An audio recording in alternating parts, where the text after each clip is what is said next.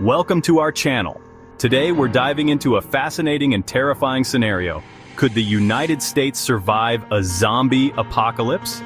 Now I know what you're thinking. Zombies? Isn't that the stuff of science fiction? And you're right, in a way. But thinking about these hypothetical scenarios, as outlandish as they may seem, can actually teach us a lot about our world, our vulnerabilities, and ourselves. Let's break down the key factors that would determine our survival, examining the potential impact on our nation, our people, and our very way of life. So, the undead hordes are on the march, hungry for brains and generally wreaking havoc. What's the first line of defense? It's gotta be Uncle Sam's finest, the US military, advanced tech, firepower, and manpower. They might just nip this whole zombie thing in the bud, but we're talking about an enemy that doesn't play by the rules. Relentless, reanimated corpses driven by a single urge to feed. Even the most sophisticated military could get overwhelmed. A full-blown zombie apocalypse would be an unprecedented challenge. Let's face it, my friends, when it comes to a zombie apocalypse, location is everything. And the vast and varied landscape of the United States presents both opportunities and challenges for survival. Now, if you're holed up in a concrete jungle like New York City or Los Angeles, I hate to break it to you, but you're in for a rough ride. See, those densely packed streets, those towering skyscrapers, they might be marvels of human ingenuity, but they become death traps when the undead start roaming around. Imagine millions of people crammed into a relatively small area, the virus spreading like wildfire, turning neighbor against neighbor. It'd be pure chaos, a recipe for disaster. But hey, all hope is not lost. If you're lucky enough to find yourself in the vast open spaces of rural America, well, you might just have a fighting chance. Think about it. Wide open plains, rugged mountains, sparsely populated towns where everyone knows their neighbor, and their neighbor's taste in shotgun shells. That's prime survival territory right there. You see, in a zombie apocalypse, isolation becomes your best friend. The fewer people around, the fewer potential zombies to deal with, and let's not forget, many rural communities are already well versed in self-sufficiency.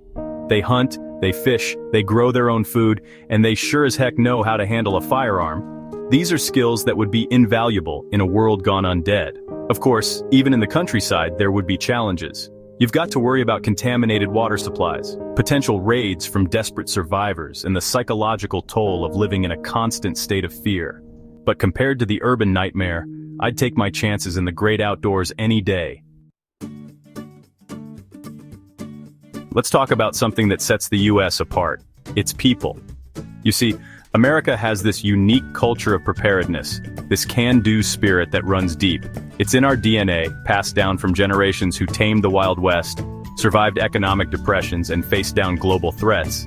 And in a zombie apocalypse, well, that grit and resilience would come in mighty handy. Now, I'm not just talking about your average Joe stocking up on canned goods and bottled water, although that's certainly a good start.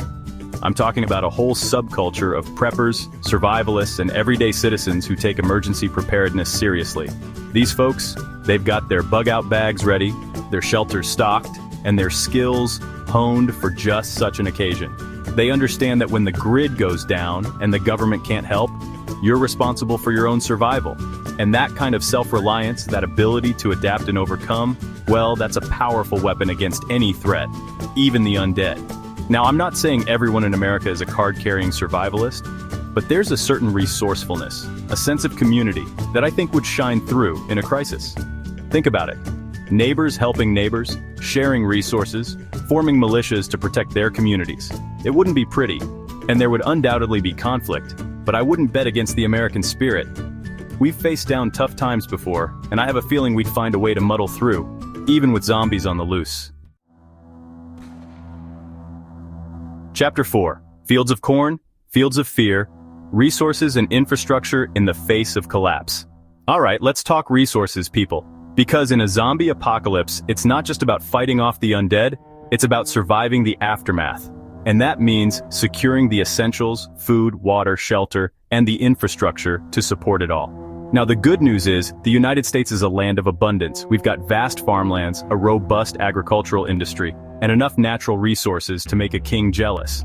In theory, we could feed and sustain ourselves even if the entire global supply chain went kaput. But here's the catch. getting those resources to where they need to be, that's a whole different ballgame. See, our modern world relies heavily on interconnected systems, transportation, communication, energy grids, all finely tuned and incredibly vulnerable to disruption. Imagine a world without truck drivers to transport food, without electricity to power our homes, without the internet to connect us. It wouldn't be pretty, folks. Cities especially would be hit hard. They rely heavily on external sources for food and water, and without those lifelines, they'd quickly descend into chaos. Rural communities, on the other hand, with their existing agricultural practices and self-sufficiency, would be in a better position to weather the storm. But even then, maintaining vital infrastructure like clean water supplies and basic sanitation would be an ongoing challenge. It wouldn't be easy, but with careful planning, resource management, and a little bit of luck, certain regions of the US could potentially rebuild and adapt to a post-apocalyptic world. Chapter 5. The Walking Dead and the Divided We Fall. Civil unrest and social fragmentation. Let's be real, folks. Zombies aren't the only monsters you need to worry about in a zombie apocalypse. Sometimes, the scariest creatures are the ones staring back at us in the mirror. See, when the fabric of society starts to unravel, when fear and uncertainty reign supreme, it brings out the best and, unfortunately, the worst in humanity. Imagine this. The news reports are filled with images of the undead, panicked crowds are swarming the streets, and the government is struggling to maintain order. In that kind of environment, it wouldn't take much for things to spiral out of control. Looting, riots, violence, they'd become as commonplace as a traffic jam on the 405. People would turn on each other out of desperation, fear, or just plain old self-preservation. And let's not forget about the existing social and political divides that already plague our nation. Those differences, those deeply held beliefs, wouldn't magically disappear in the face of a zombie apocalypse.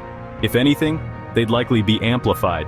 Imagine armed militias, fueled by conspiracy theories and distrust of the government, carving out their own territories. Imagine religious groups claiming divine protection from the undead, only to turn on those who don't share their faith. It's a grim picture, I know, but it's a stark reminder that sometimes the greatest threat to our survival isn't the monster lurking in the shadows, but the darkness that resides within ourselves. Chapter 6. The Undying Human Spirit.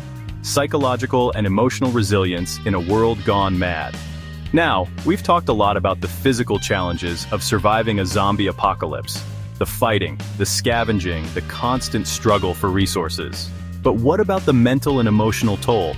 Because let's be honest, living in a constant state of fear and uncertainty can do a number on even the strongest of minds.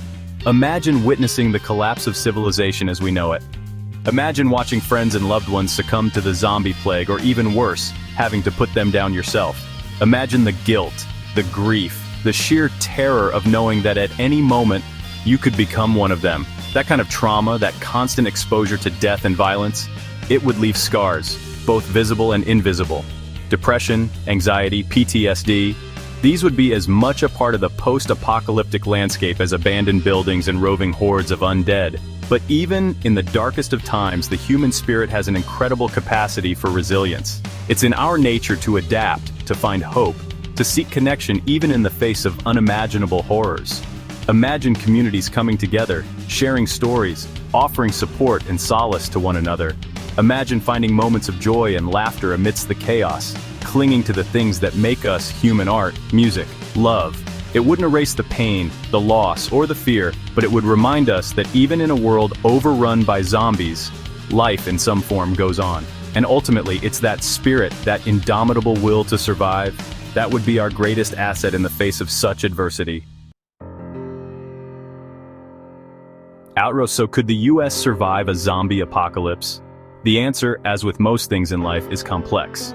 While certain regions and communities might endure, the nation as a whole would face unprecedented challenges. Our military might could be overwhelmed, our cities could crumble, and our social fabric could tear apart.